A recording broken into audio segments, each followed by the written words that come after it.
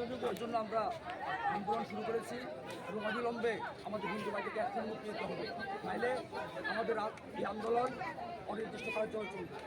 এটা আমাদের আন্দোলন আমরা হিন্দুরা সবাই হয়েছি, আর প্রচুর হিন্দুরা এখানে আসছে, আন্দোলনে আসবে সবাই, বিশাল সংখ্যায় হিন্দু আসছে। আমাদের ইমিডিয়েটলি এখনই যদি আমাদের হিন্দু ভাইদের মুক্তি না দেওয়া হয়, যাদের গ্রেপ্তার করা হয়েছে, আমরা আমাদের আন্দোলনকে আরও সংগঠিত করবো, আরও শক্তিশালী করবো। আর মা কালীর মূর্তি যারা ভেঙেছে, যারা মূর্তি ভেঙেছে তাদেরকে এখনো গ্রেপ্তার করা হয়নি, তাদেরকে ইমিডিয়েটলি গ্রেপ্তার করতে হবে, ইমিডিয়েটলি, তাহলে আমাদের আন্দোলন আরও দৃঢ় হবে, আমাদের আন্দোলন যাবে।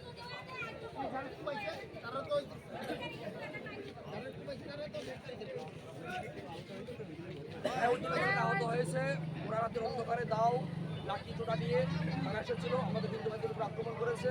আমাদের একজন হিন্দু ভাইয়ের হাতের মধ্যে তা দিয়ে বোম মেরেছে, আরেকজন হিন্দু ভাইকে লাঠি দিয়ে মেরেছে, তার হাতে আকাশ কেটে গেছে, সে এখন অসুস্থ অবস্থায়, সে হাঁটতে পারছে না।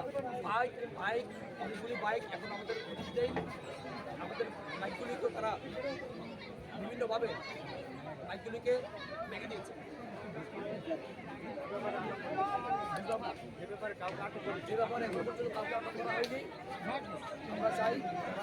নির্দোষ লোকেদের হিন্দু ভাইদের নিয়ে যাওয়া হলো কেন?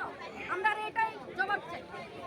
নির্দোষ ভাইদের কেন নিয়ে গেল, কেন নিয়ে গেল, কি কারণে, তাদের কি দোষ ছিল?